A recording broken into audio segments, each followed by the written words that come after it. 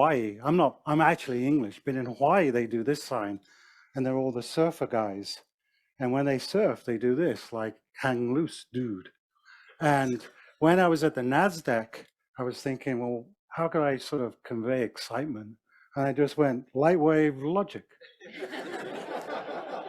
And that's all it means. So let's proceed. So, of course, we're a public company, so we have to have a safe harbor slide. So a quick overview of the company. Now, in this presentation, there'll be some technical slides, but I'll try and explain them very simply. In this one here, you can see on the right-hand side, I put things like the share price as of yesterday, and I think I've already heard during the break that that share price has changed already. The big thing for us was the 1st of September when we got uplisted to the NASDAQ. And I'm sure, through the Q&A afterwards, we'll go and talk about that a little bit more. But one of the rare things that happens is an organic uplist. Most companies that uplist to the NASDAQ or the New York Stock Exchange usually do it through a reverse split, and they raise money at the same time. And we've always said to our shareholders, ever since I was with the company, leading the company in 2017, we're going to do this organically. It's very rare that a company does that. And we were patient, just like investors are patient, and we wanted to focus on the technology. And on September the 1st, we achieved our goal. And so that is something we're proud of. And some of the things that's happened since, we've been invited to speak at many investment conferences. As of right now, many of those are in the US. I'm sure that's going to include Europe once we get past the COVID pandemic. And then also international technical conferences. There was one in Brussels this week, the PIC International Conference at the Sheraton Airport, which Jim and I attended, and we gave a couple of talks. Our balance sheet is very strong. And one of the nice things about being on NASDAQ is that you do have access to the institutional banks. You can raise money and you can accelerate your product to market a lot faster. And so being on a big stock exchange really helps that. And the last thing here on this page is IP means patents, intellectual property. So one of the critical things, if you've got a brand new disruptive technology platform, you want to be able to protect it. And so this is one of the areas we really focus in on. And there's a slide on that through the slide deck. And you'll hear this term, and I've said this a few times, freedom of manufacturing. And freedom of manufacturing means that you're comfortable to manufacture your technology knowingly you're not infringing anybody else. Now, I'm not a patent lawyer, so the words infringement have legal implications. But freedom of manufacturing means, we've patented our technology. We feel we've done that very well, and we don't think we're compromising anybody else's IP. And that is something that we really are proud of. There's a photograph here in the lower right-hand corner of our facilities in Denver, Colorado. It's about 14,000 square feet, which is about 1,500 square meters. So it's a big facility. It has chemistry rooms. It has a clean room. It has rooms for test and evaluation and reliability. And of course, it has offices. So I think most people have seen these slides. There's me with the classic sign. It's humbling to see your face on Times Square. It's humbling to walk into the NASDAQ building, and the NASDAQ building has photographs of companies that uplisted to the NASDAQ, and you see photographs of Bill Gates, Bezos from Amazon, eBay. So you see all these companies and you think, wow, this is quite an incredible place. And yes, it is humbling, but it's also really exciting too. And I'm a person, I'm English. I don't really get excited too much, but sometimes you do. So sometimes the energy is just incredible. And one of the things that drove that energy, other than just closing the market, because the companies that go to NASDAQ, not everybody gets asked to close the market. And so, it's an honor to be asked to do that. There's all these cameras in front of you. There's like 6 big cameras. And I don't know which camera was working. I had no idea. But above the cameras, they had big monitors, big TV screens, just like you would have if you go into a bar and you go buy a beer and there's a football game going on. But these monitors have all the national networks, like Fox News and CNBC and Bloomberg. And as you're approaching 4 o'clock, when you see your face going national across the country on all the screens, that drives energy. It really drives a lot of energy and it's excitement. And that's why it's sort of an unusual photograph of me. So anyway, what's our impact? We have a technology that will impact the internet. And so the internet is composed of fiber optic cables. And fiber optic cables are cables of glass. They have a laser at one end, and they have a detector or a camera at the other end, and they detect the light, and they send signals. And so one of the things we may have experienced during the pandemic is working from home, right? We have kids at home, we're talking to families across the seas, we can't travel. And every now and again, we have to turn the camera off because we don't have the data rates. It's either the data rate coming into your flat or your home is just not fast enough, or there's too many people at the same time. And those are problems that we now all see. We were aware of those problems a long time ago, but now everybody sees those problems. And it's like, wow, I want a faster internet. I want more data coming and going so I can do, Zoom, I can Zoom with the family, or I can work, or the kids are doing school and education, and you can run 3 or 4 cameras at the same time. And so I think most people now are aware of the need to send data a lot faster. And so that's the technology that we are developing. That's the technology we've demonstrated at the conference this week that shows really high performance, and we can do it at really low power. And so if anything, it's like a green photonics technology that's much lower power. And that's, I think, as everybody has been aware in the last couple of weeks, that's an important aspect today. And so the way we do it is to use polymers. These are sort of plastics, and it's electro-optic polymers. And what that means is if you apply a voltage across the polymer, like the voltage you get on a battery or a battery cell, then you can switch light. And you can switch light really quickly. So if you can imagine, you have a laser that's sending light down the fiber optics, and in front of that laser, you modulate that light to make the ones and zeros. So you turn the laser on and light goes down the fiber optic. So let's assume that's a 1. But then you block the light and then now a 0. And so if you take your hand away again and the light goes, then you can imagine you have a nice square wave where you get the 1s and the 0s. A 1 when the light goes out and a 0 when your hand goes in front. So what we have essentially is a way to do this. And there are modulators, that's the device that does this thing, on the internet. They're everywhere on the internet. But you want to do this like this. You don't want to do it at this speed. You want to do it at this speed, and you want to do it at much less power. And that, very simply, is the technology we have. It allows the signals to go through the internet much, much faster. And we do that using polymers.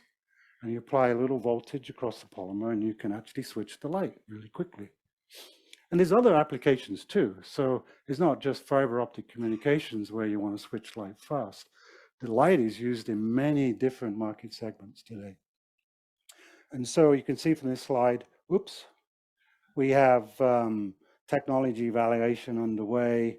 We control our own materials. We make our own materials in our facility in Denver. We've got those materials patented. And so having control over your supply means you don't have supply issues. You want to buy a new car today because of the IC chips, you can't buy a new car because of the supply. We actually make our own materials, we make our own polymers. So some of the markets. So this is the 1s and the 0s. This is exactly what happens with the 1s and the 0s, just sending the signals across the internet. And so these are fiber optic cables that connect one city to another city. And so the challenge is, how do you send data across that network much faster? And a lot of the experts, as you can see from the bottom right-hand part of this slide, you're going to need some more innovation. You're going to need to have devices, optical devices that go faster. It's as simple as that. And we have a technology platform that solves that problem. And so we see our devices as the radical innovation for the internet. Okay, this is a slide from Cisco. And so we all understand that the data rate that comes into our home when we're using Zoom and any other of these video platforms. Well, this graph is showing from 2016 to 2021, the growth in the internet traffic. And I heard from the conference this week that the growth from 2020 to 2021 was a huge 30 to 40% leap because everybody was working from home. So, you know, in every country, people were working from home. So people use the internet a lot more than they used to. And so what we're seeing is some of the issues here, the capacity to handle the traffic is slowing down, especially with consumers now using tons and tons of data to send video signals. And that's really exciting for us. And now the guys who run the network, the folks in the telecommunications and the data centers that operate the big switches that take all our signals, redirect them, send them to the website, send them back, or send them to our families, send them back. The energy consumption is a hotspot. We all know about this. And so when you have a technology solution that has much lower power, there's a green photonic solution that can switch light much faster, but much lower power. You're addressing some of the big challenges that these folks are facing. So this is a market graph that looks out 10 years. And they are very, very big numbers. But there's a couple of messages here. The first message is the photonics business in fiber optic communications is a huge opportunity. It's a big market today and it's going to grow. You see, today we're in sort of this sort of range, and in 2030 it sort of doubles. But the other interesting thing is that a good chunk of this photonics market is actually fiber optic components. And these fiber optic components are the components that have the modulators in.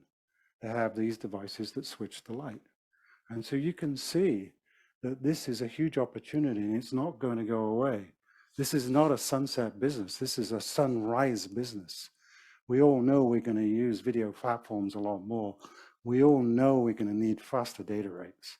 We all know we're going to have to get the energy consumption down. And so the technology platform we have fits really nicely into this direction. So this is looking at some of these markets in more detail over the next 10 years. And I would say there's quite a bit error bar, but the main messages are very clear. There's some existing markets, like you can see in backhaul telecommunications, it's now becoming 5G. You can look at fiber communications, high performance computing, DCI, data center interconnect, data centers. You can see over the next decade, these are huge markets. And these are existing and growing. And then you've got the new markets that are new and up and coming.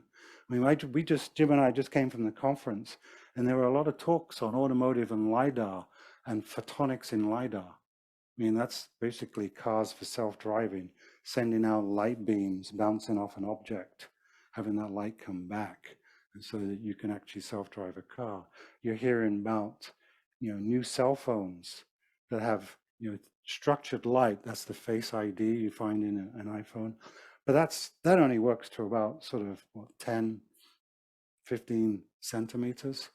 But these companies are working on solutions that go 5 meters and 10 meters and even 20 meters. And so you're getting photonics being used in mobile phones, PDAs.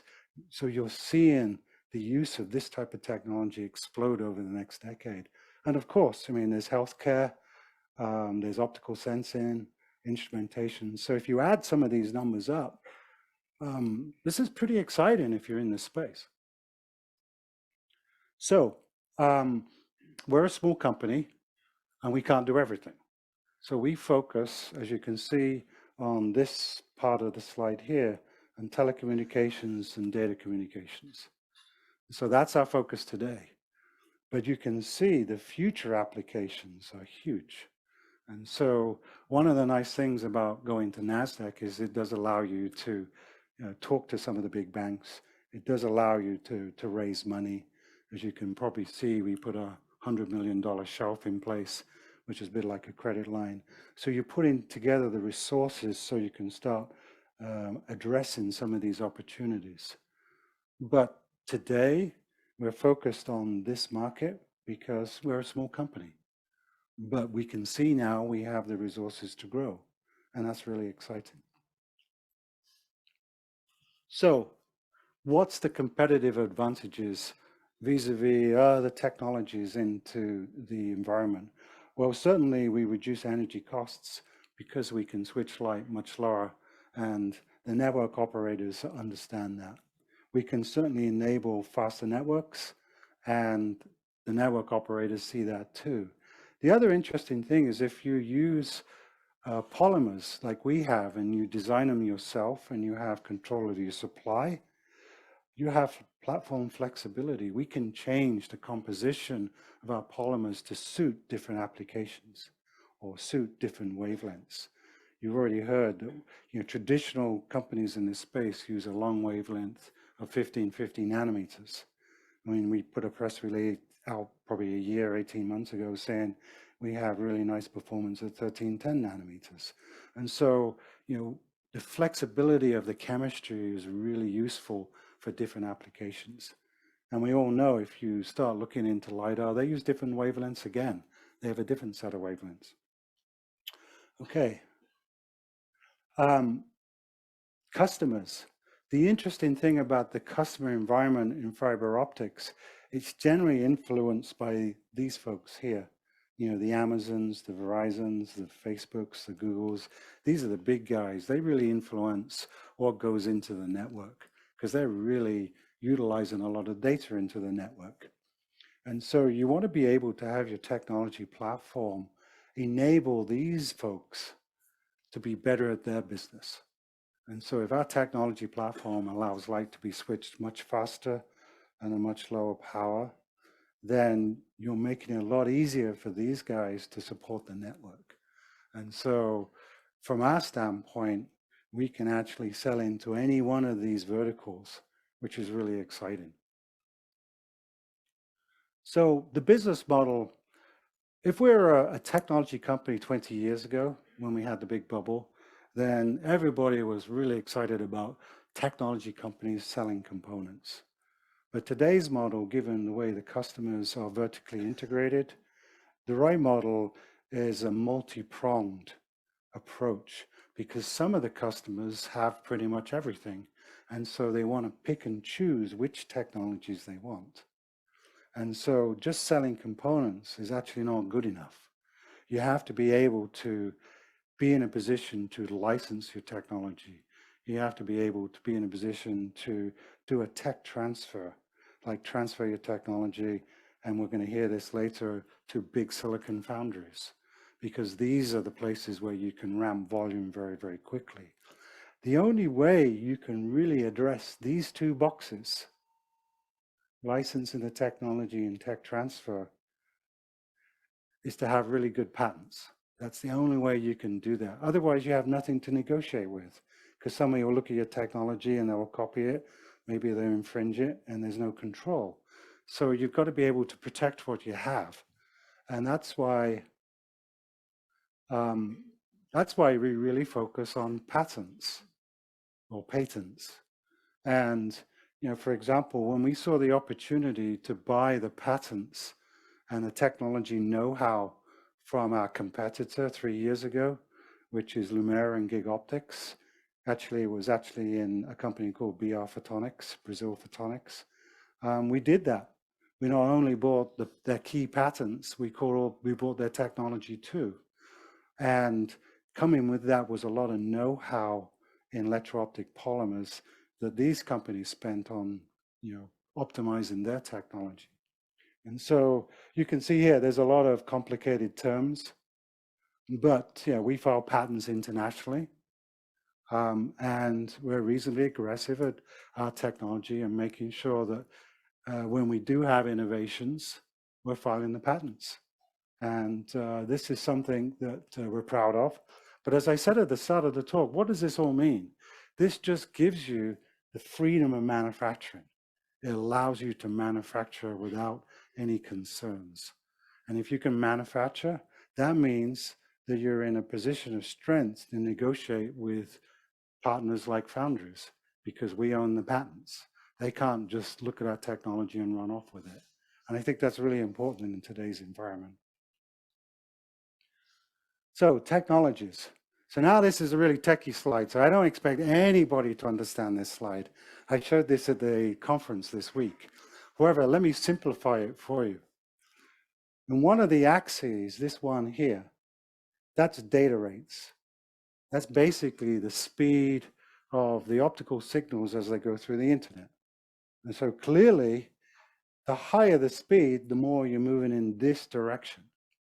Right? So we know our polymers are 3 times faster than what's out there in the marketplace today. And what's out there in the marketplace today is the other side of this green wall. So you've got this green wall. So on this side of it, that's where the commercial devices are today. What our technology does, it breaks through that green wall and allows these spots, which are commercial spots for products today, to be out here. So it's so far ahead of everybody else, it's really impressive. And this is what this, it's a complicated slide, but this is what this slide says. The slide says our technology is much faster and it can break through this wall, which basically there's no other technologies to do that. And that's why we're really excited. And then over in the right, you can calculate some of the speeds in technical terms if you're really interested. I'm not going to go through that now. But what these colors represent are where our technology would be on this side of the wall. And that's a vast improvement over the incumbent technologies. So this is what a chip looks like. So it's a piece of silicon, and we put down polymers on the silicon. And these are gold tracks. This is where we do have control. The light will actually go in where this red arrow is, and it go all the way down, and it comes out the other end. And as the light goes down, that's where we apply the electric field to allow the light to be switched. That's really what this chip does. So it is a chip on silicon that does that. And so we fabricate silicon wafers in our facility in Denver. Now, our facility in Denver is 150 square meters from a fabrication standpoint, 160 square meters. That's pretty small when you compare that to big silicon foundries that run lots of wafers and much bigger wafers. And so does it make any sense for us to go to NASDAQ, raise hundreds of millions of dollars to build a factory just to do wafers when there's 20 different players out there, 20 different foundries that can already do that? It doesn't make any sense to do that.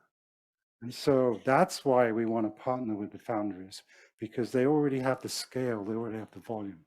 It doesn't make sense for us to do that. But running wafers in our facility to make sure everything is working all right and we can optimize the performance, absolutely, that's clearly the right thing to do. And so I've shown this slide a number of times. It's a technical slide. But one of the common themes here is look at the substrate. Look at what these modulators, this is a slot modulator, a plus modulator, polymer stack, they're all on the same substrate. They're all on silicon substrates.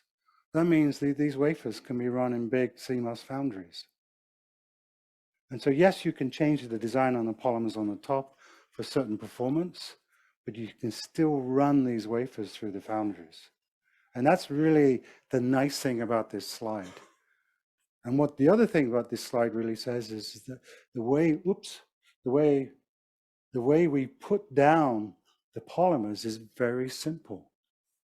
So it's actually convenient to integrate that into the big foundries. We don't do anything special. We use standard metallization. We use standard etching standard photolith. These are the things that these foundries use every day.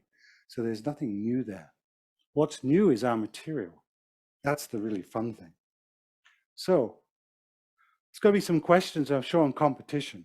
So what I've showed in this slide is some of the competitive technologies. And these are known as spider charts. So what's a spider chart? A spider chart has, in this case, I don't know if you can see it from the back, but you have 4 prongs.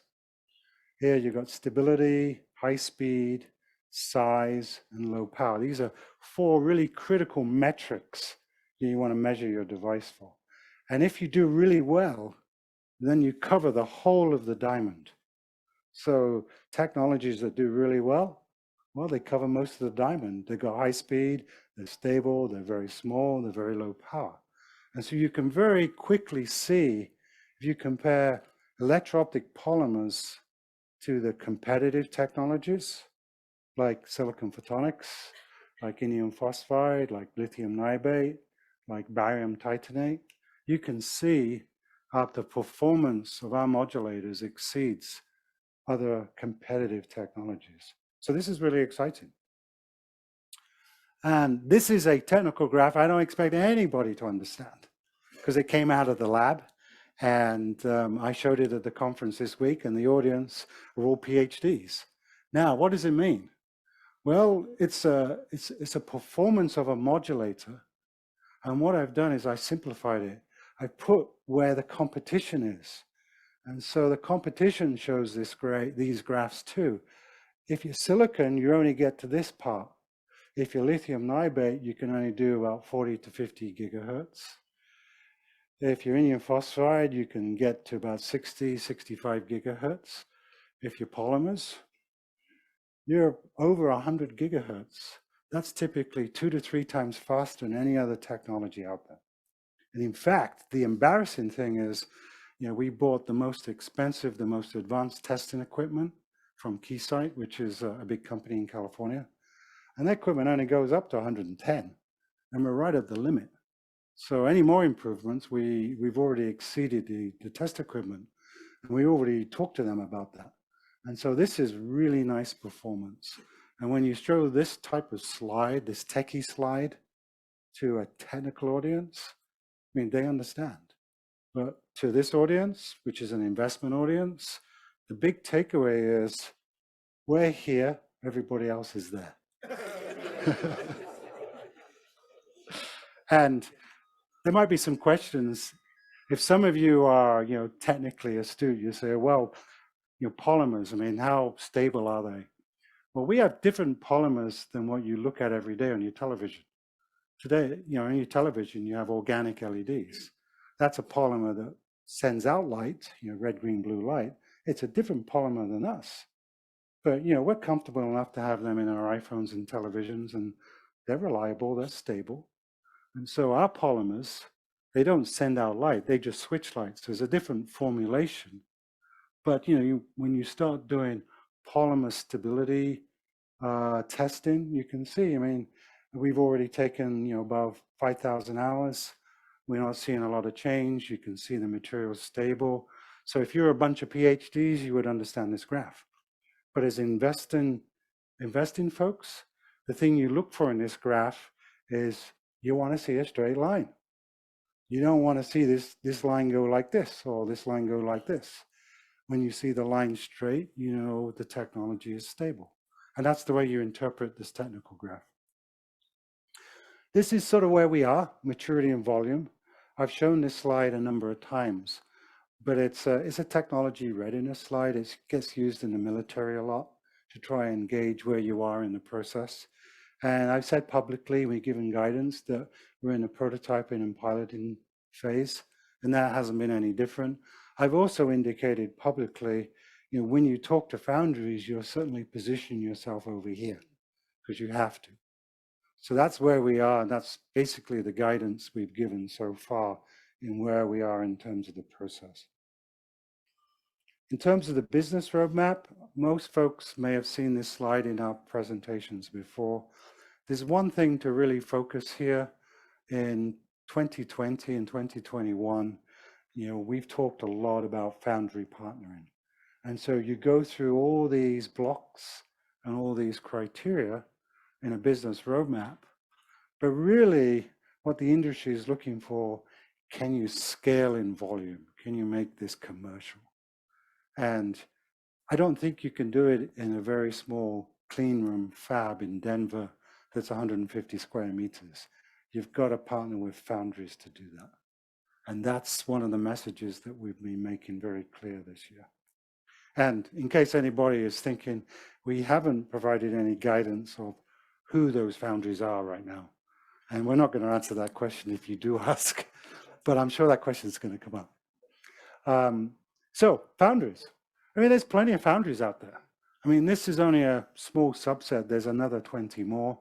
I saw some graphs at the conference this week with probably 30 or 40 silicon foundries.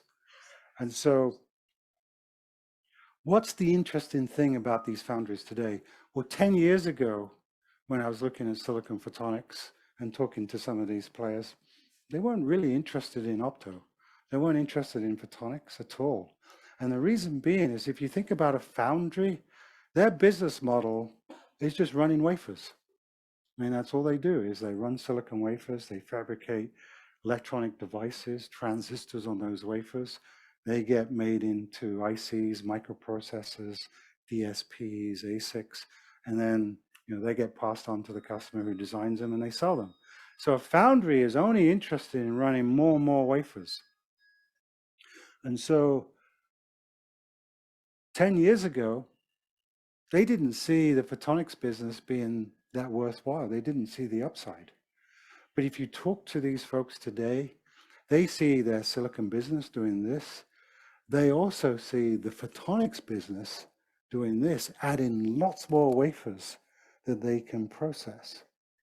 And they've got the fiber optics, they've got the data centers, they've got the telecom, and now they've got things like healthcare, automotive, right? You got sensing, and they're going, wow, if we sort of like get involved with this silicon photonics, our wafer throughput can double and triple.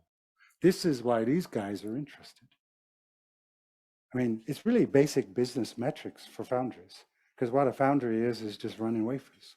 And so the way you work with foundries is that your technology has to be part of their recipe. It's like when you work in a kitchen or you're in a restaurant and you put something new on the menu. It's the recipes that the chef has that he serves his customers. The same thing in a foundry. The recipe is what they call this thing here, the process development kit. And that's what the foundries call their recipes. And so we have to make sure that our technology fits into their recipes. And we know it does, because it's not difficult to fabricate our modulators in a silicon fab or a clean room, because we've been doing it ourselves. This is a technology roadmap. And so you can see on the roadmap, you've got foundries on the roadmap now. But what's the most important thing about this roadmap? It's what's said on the left-hand side. And is that term unique? Because if you want to have value to the marketplace, you've got to have a platform that's unique. And so we have unique chemistry and materials. We've got lots of patents to protect that. We have unique chip design, and we have patents to protect that too. We design these things much faster than everybody else because they go much faster than everybody else. So that's a uniqueness other people don't have. And we want to be unique in actually applying our technology to silicon foundries so that we can scale in volume quickly and efficiently. And so here's a slide that talks about that. What is a PDK? It is a recipe, right? And the recipe is standard fabrication techniques: wet etching, dry etching, metallization, spinning, curing. These are the standard things you do in the clean room. And so we want the PDKs, these foundries, to include polymers. If we want the polymers, and I'll use this word again, ubiquitous, we want them to go everywhere. It's a Latin word, and I like using that word. If you want your polymers everywhere in the internet, then you've got to make polymers fit into foundry PDKs very simply. That's really where you need to go. And then you can ramp up and then you can get the technology everywhere. Because that's what we want to do. Yes, at Lightwave Logic, we want to provide, value to our shareholders, but we also want to make sure that the technology is ubiquitous. It's everywhere. Everybody uses it. Oh, and that's a photograph of me doing this funny sign again, right? So we won an award at the big international conference on optical communications in September, and that's recognition from the industry that they like what we're doing. And I was there to receive the award, and that little glass object is in our boardroom in Lightwave Logic in Denver, and it's really nice to have. So yeah, I'm a proud recipient of that award on behalf of the company. And I think it's really nice for the company to receive these types of awards. The other thing about Lightwave Logic that's a little different is the leadership.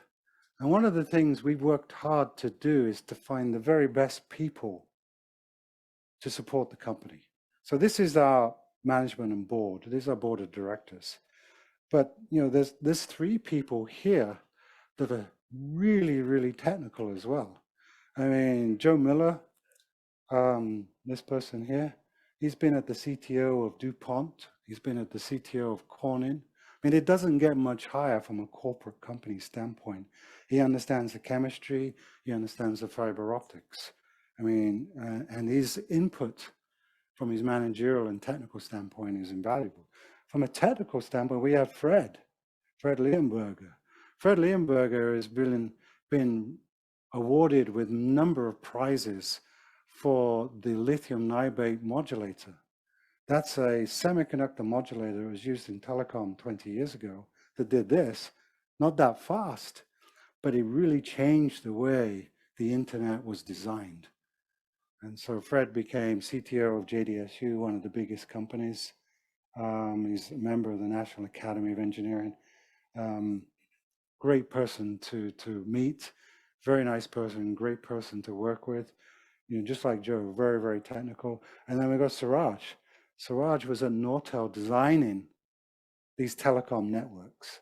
And then he had his own company doing transceivers and transmitters, silicon DSP design, really understands the technical details of this marketplace. And so if you add that to Tom is now sort of the CEO of Space Foundation, and space has gone crazy with people going into semi-orbit and pleasure rides and things. I mean, it's got really, really busy. Tom gets exposed to some of the biggest people in the business. And so when you start looking at the experience base of the board, for somebody like myself, I want to be humble. I want to go to these folks and say, do you see any problems here? Am I going in the right direction? Can you correct me if I'm wrong? Because we want to make sure our technology gets everywhere. And in fact, one of the most unusual things for a public company is to do a technical advisory board. Here's a group of folks that are only technical, but they're very senior technical folks, because I want to make sure that technically we're doing the right thing. Because, the technology is complex. I mean, I made it sound reasonably simple, but it is complex. And you want to make sure, for example, you get it right. I'll give you an example. We invited this guy here, Frankie, to the technical advisory board 2 years ago. And I did some research with Frankie in the 1990s at Motorola. The research we did was organic LEDs. So they were polymer LEDs. And in the mid-1990s, I said, Frankie, we can't get the blue to work very well. The process is terrible. You can't get the metallization. I said, I'm giving up. I'm going to go work on semiconductors. And that's what I did. I worked on semiconductors, and I worked on the lasers and the photodetectors. Frankie stayed. He became a professor, actually a very well-known professor. He worked at a couple of very good companies. And he was the person that saw how organic LEDs became commercialized for TV screens and mobile phone screens. So he worked with that technology and he solved all those problems. And so if you think about an organic LED is ubiquitous, it's everywhere. You know, we used to have LCD, and before that, you know, we had cathode ray tubes and things. Now everybody's going to OLEDs because the color is beautiful, contrast ratio is beautiful, the lifetime is really good. And so I said to Frankie, I want you to be part of the advisory board because I need somebody who's experienced taking polymers to huge commercial scale. All right, so our polymers are different, but you know what needed to be done to make OLED successful. So come to us with that experience and make sure what we're doing is exactly right. And that's why we have somebody who's a polymer person, but they're a specialist in a different type of polymers, but they've been super successful. And I want to make sure our electro-optic polymers do the same thing. And that's why you need to talk to these folks and learn. And when Frankie says, Michael, you need to be thinking about this, I listen, because these are the folks you need to listen to make sure we execute correctly. And of course, we've got Craig. I've worked with Craig in a number of different applications. He's now doing genetics and DNA testing. He runs all the optics at Illumina, which is a big public company in San Diego. So he has a very different pharmaceutical healthcare perspective on the technology we're working. Christoph was world famous for his work at IBM Zurich. And if you want to communicate fiber optics under the sea using high power lasers and some of the devices that did that, that's what Christoph's team did in the 1990s and the 2000s at IBM. And so when we want to communicate the internet, like I want to call my wife in San Francisco and the signal goes through the fiber optics under the sea, that's because of this guy. And so very, very smart, very technical. The same with Andres. Andres really drove super high performance optical devices that are in the sort of the 100 gigahertz range. He really understands the super high performance devices. And so when you get these folks together, it's sort of humbling, but it's also exciting because you know you're getting the input from the right folks. And so let me summarize. Clearly, the message for this year is partnering for success. We can't do everything ourselves in Denver, so we have to partner with things like the foundries. We have a technology platform that is working to scale the internet, and it's enabling technology to do that. It's enabling our customers to solve some of their problems. Our technology is designed to send those light signals much faster down the internet at lower power. So I think in my next presentation, I'm going to use the term green photonics. I think Steve told me about it last night, so I'm going to do that. And I used it 10 years ago and I forgot about it, but then with COP26 and all the discussion on power savings, I think is important. Leveraging our technology platform to create modulated devices that do this, to take electrical signals into optical signals and send signals faster in the internet, that's what we're doing. And then to do this, we have to work with partners. We have to work with foundries. We have to work with companies that do the packaging, the module design. And so that means, yeah, we are partnering with a lot of people. Now, as of right now, we haven't named those partners, and we're not going to name them tonight, but certainly we are working with partners. And our technology evaluation is underway. And I'll finish on one thing, because I think this is the last slide. We had a very good conference this week with an audience of PhDs and executives from the industry. And you know, we gave 2 presentations and people are seeing the impact of our technology. And so both Jim and I were there to answer technical questions from a whole bunch of different folks. We had lots of meetings. And our job is, yes, we want lightwave logic to be successful, but we also want electro-optic polymers to be ubiquitous. We want them to be everywhere. And so we are talking to government folks who do fund programs. We're talking to the trade associations like EPIC, which is based in, well, at least the CEO lives in Brussels. We had a number of meetings there. We had meetings with foundries. And so our job is to make the technology successful everywhere. And I think if you do that, then the company's going to benefit. And the shareholders, and I think a lot of you are shareholders, and the shareholders will benefit. Thank you.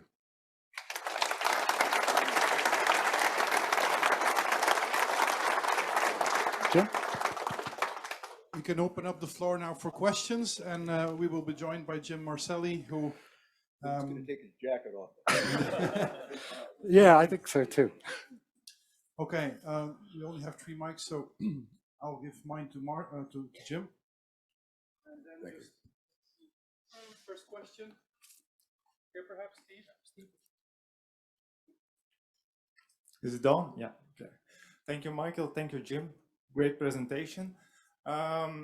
You briefly mentioned the uplisting to NASDAQ, but there is lots more going on behind the scenes. So I was hoping you could elaborate, maybe Jim. I'm having a drink. Yeah. Obviously, Michael has presented on several presentations for a long time that said we wanted to uplist organically. So we resisted investment banks trying to get us to do reverse mergers or excuse me, reverse splits, and also trying to get us to raise a lot of money that we really didn't need at that time. And so, like okay, sorry. Anyway, so we just quietly, and I guess that's the best way to quietly worked with the managing director of NASDAQ, and just as the stock price was starting to go up, because I think I know, let's see, May 28th, I think May 28th, our stock was at $1.75. Okay, just to let you know, right? So we're watching the stock go up and what we needed to do to be able to qualify and put in an application for NASDAQ. As our stock kept going up and closing at a certain price for a certain period of time, then as I was talking to the managing director of NASDAQ, he said, all right, you put your application in. Now, we did not announce that, and we did not announce that on purpose, because just in case we didn't make it, we didn't want to have to then announce we didn't make it. So we went through very smoothly. All we had to do was we worked with our attorneys and got our application in. They sent us a comment letter. The comment letter had 22 items on it. To respond to that comment letter, we had a 115-page response, by the way. And then, but this we wanted to make sure that we answered everything thoroughly. And when we did, the next thing you know, I get a call that says, "Hey, you're on NASDAQ. You can start trading on September the 1st." And we were able to do that exactly the way Michael and I wanted to do it, which is totally organically, not doing any sort of reverse. And for that, let me back up for a second. If you do a reverse, you end up losing liquidity in your stock. And we've been able to not only hold our liquidity, but I think our liquidity has gone up. And the other thing, going on NASDAQ, it allows us to get institutional investors to invest in our company that they can't do when you're on over the counter, because just their own charters won't allow them to do that. And while we want institutional investors to invest in our company, the fact of the matter is, and I got involved in this company in August of 2008 to kind of, from a good friend that had a lot of money in it, and he said, "Hey, you're retired. Are your board being retired?" I had sold the company to Bain Capital, which is a great big investment company in Boston. Anyway, so when basically when trying to rescue and get this operation running like a company, and then of course Michael joined us in 2015, and we keep building our team. But one of the things we relied on is private placement memorandums and retail investors. Okay, retail investors that's why we are where we are right now. Why the stock price is response, because of retail investors. So while we want to have institutional investors in our company, the fact of the matter is we feel absolutely beholden to retail investors, because retail investors is what's got us where we are right now. And I really want to emphasize that.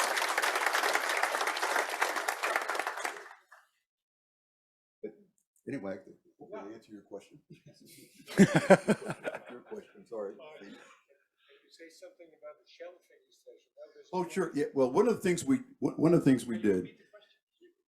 Well, okay. The question is about the universal shelf, the $100 million universal shelf we put in place. We filed that on July 2nd, and it became effective on July 9th, meaning the SEC's approved it, registered it. registration. We put that in place so when we're ready, as we're moving as quickly as we can with this company to get it fully commercialized. And when we need money, we want to be able to get access to that money quickly. And that's why you have the universal shelf in place. So that way we can, if we need to raise capital, we can do it, very, very quickly.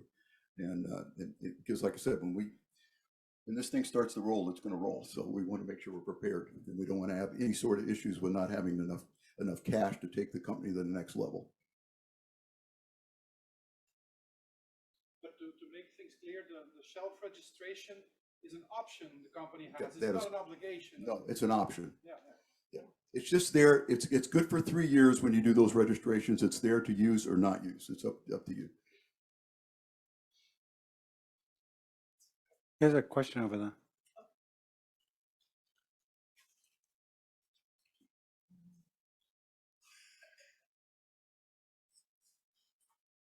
You were talking a lot about a high speed, but what about energy savings? So energy savings comes with the lower power consumption. And so typical modulators today operate in 3 to 5, 3 to 6 volts. And so if you can operate less than a volt, then you can see there's already an impact there. Lithium niobate, for example, runs at 30 to 50 volts. So while it's a reasonably good solution that telecom uses, it's quite inefficient, and it really doesn't have the speed. And so it suffers from very high power consumption and very slow speed. So from a power consumption standpoint, you would like to be at around about a volt. And there's a couple of reasons for do that. If you're around about a volt, to actually get the modulator signals in, they're sent from an IC chip called a driver chip. And this driver chip sends the electrical signals so that they get basically substituted onto the optical signal. So the optical signal does the ones and zeros. Those driver chips are really expensive. And because they have to operate at really fast speeds, if you can operate your modulator at 1 volt, which is low power consumption, you not only bring in the power consumption of the modulator down, you're saving the customer the purchase of a driver chip because you can drive it directly from your DSP or your ASIC. And so while going from 5 volts to 1 volt or 3 volts to 1 volt may be some power consumption, the watts that go into the driver chip is huge. And so what we're doing is we're enabling the customer not only a lower power device that switches like this, but you're enabling them with an architecture that really brings the power consumption down on their line card. And that's sort of something that's not obvious, but the customers are quite privy to it.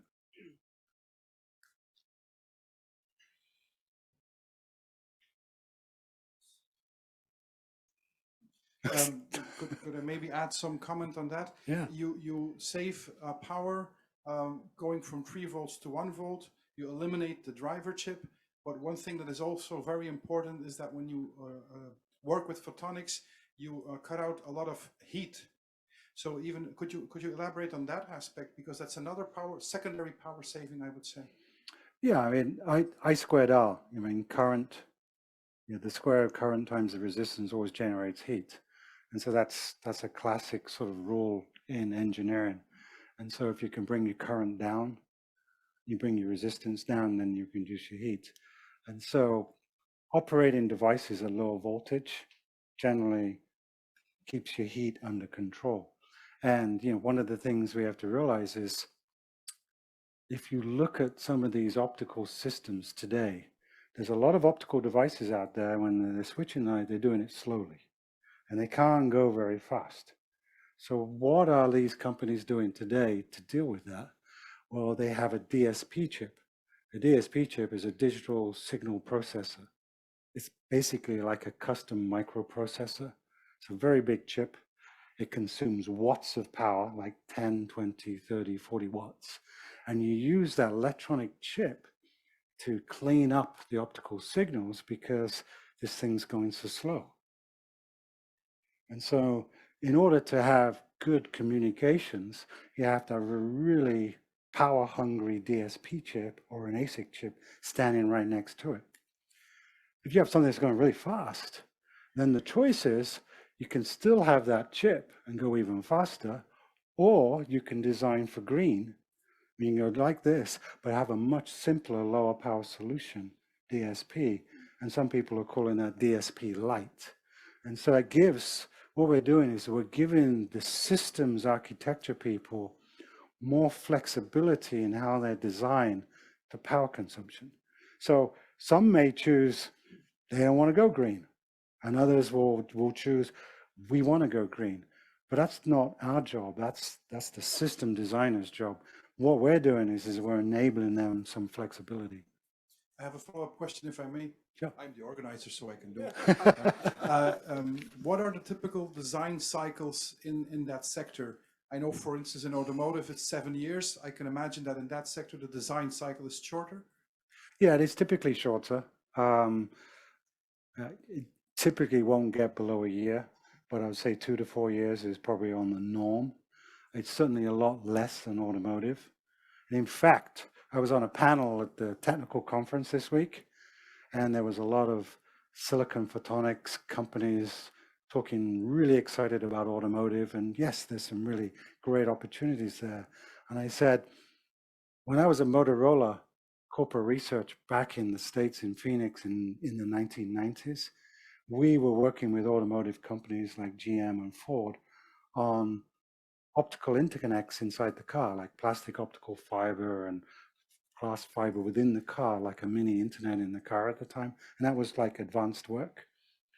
And we realized you're exactly right. The designing cycle for automotive is 5 to 7 years. The margins are really tight.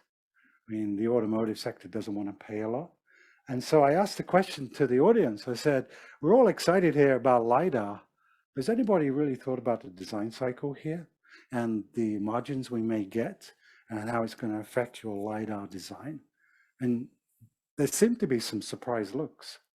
And so I would say, yes, you're exactly right. You've got to look at these issues in the market if you're going to be successful. And the good news is that the internet, the fiber optics market, the design cycles are all less. And the data center folks are even on the short end of that, because once they see a technology, they just want to go.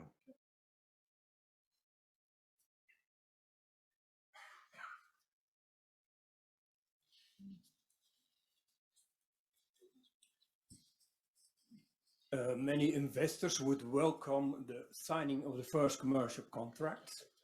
But when that would happen today, when will Lightwave be able to deliver the technology? Is that for today or much later? Or? Well, we haven't provided guidance, and I don't think I'm going to do that tonight. I can try. You could try. But as you can see from the slides, I mean, we certainly are engaged with the community, but we haven't got to the point where we've provided public guidance as of yet. But yeah, it's good.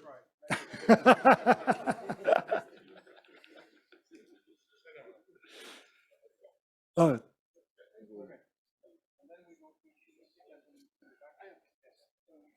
I don't want to have all the questions here, but I want to ask a non-technical question. And we saw the share price really take off, and that's something in the same area as what the gentleman asked. Why was that? Why is there so much buying influx in the share price that somebody is buying it? well, let me make a quick answer, then I'll let you finish. The quick answer is we've been given the same message to the technical community, the customer community for the last 4 years. If you look at my slides, the same message is high speed, low power, high speed, low power. I mean, I haven't changed. So that message has remained the same. I think two things may have happened. One, over the last 12 months, the customers now realize they have to have a faster solution and lower power solution. And the second one, in May this year, when we had the annual general meeting, I gave the management presentation, and I mentioned for the first time silicon foundries. That's the only things I can point to. Jim? No, I agree with you. I think the Silicon Foundry discussion that we had on the 27th of May, like I said, on the 28th of May, we were at $1.75, and then the next week it just started taking off. So I mean, that's, again, our message hasn't changed in 4 years. I think again, what Michael just said is true. I think all the industries that we have to have a naturally fast modulator. We can't just do it with electronics. And so I think that's the other side of it. So. But as far as we can't control any more than you can control, exactly how fast stock goes up or what, They've seen the technology, so I assume that's why they are buying. I would assume the same. Kunnen wij overnames verwachten in de nabije toekomst met die shell van 100 miljoen? If we can expect you guys to buy positions in other companies in the next, it's another try. So, no, of course it's another try. I mean, the best way to answer that question is when you're on the NASDAQ, a few doors open, right? So you have access to bigger banks. You have access to banks who want to work with you or really want to work with you.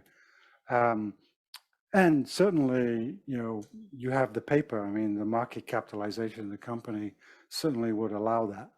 And so what we have to do is we have to look very carefully on how to grow the company. Now, clearly I've mentioned foundries, and that's sort of one aspect of it. But, Jim and I's job is to make sure we grow the company and get the technology where we want it to be. If that requires doing an acquisition like of patents or something like that, we'll certainly look at it. But, it just becomes another tool that you can use to grow the company quickly. Money is one thing, acquisitions is another thing. And so we have more tools today than we did 6 months ago. And so that's the exciting thing. I can't answer the question, are we going to do M&A or not? Because that's not something I can answer. But what I can say is the toolbox has just got bigger, and we recognize that. Well, with the $1.5 billion market cap, that gives us some flexibility. It's exciting. Exactly. You talked about the partnership with foundries, but in what kind of structure are you thinking? So would the foundries make the modulators under your name, so you use them as like subcontractors, or would they just pay you to use the patents? So that's really dependent on the effect of the customer. And so some customers have their own foundries, and some customers have contracts with foundries. And so it just depends how you interact with the customer, how you can answer that question. And I think the right answer for us is we're flexible. I think you have to be, you have to be flexible, because if you want the technology to get everywhere, you have to understand the situation and say, what do we need to do to make this successful? And so I think the right answer to that question is we have a flexible business model, and we'll look at that situation at each particular opportunity, and we'll make a decision. But we want to be in a position that, assuming that decision is correct, be ready to ramp and scale very quickly. But that's if I can add something. That said, doing a licensing agreement or the other side of it is we want to control our material. All right, we don't want our material getting out. Right, so we have patents on that material, and we want to make sure we control the if you will, the chromophore, which is the dye of the material. That's incredibly valuable to us. So whatever agreement we end up with, we'd probably end up supplying the material. I have maybe a closing question, because I see there's no more questions from the floor. I would just like to get back to the technical side and ask you, you have been ramping up speeds, partly by design, but also by innovating on the material, which is perkinamine. There was a great press release, and the stock did nothing. That was incredible to me, because you just announced that the material with which you will design faster had become faster in and of itself. So that's like a double charged fastness, if I understand correctly. just let us fantasize a bit. What are the limits? Are we talking about 800, 1600, 3200? Where can we go? So you saw that slide. We measured over 100 gigahertz, and the machine doesn't go much more than 110. The material, the nice thing about the material is Mother Nature's working with us. It has the potential to go much faster. The material still? Yes. Yeah. And so, yeah, I mean, this is what's really exciting. We haven't, the only thing that's hit the end stop is the testing equipment. And by the way, as a small company, we were the first company in the world to have the P&A that can do 110 gig. The testing material. The testing capability. And so, and of course, we're pushing Keysight that we need to go faster. All right, I think with that, we have a nice view for the future. Let's just thank these two gentlemen for coming over and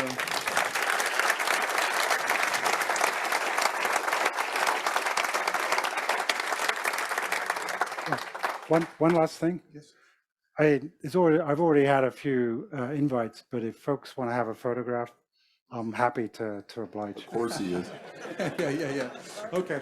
One last ceremonial act would be that Bert hands over the bell to Michael, because I felt a bit sad for Michael.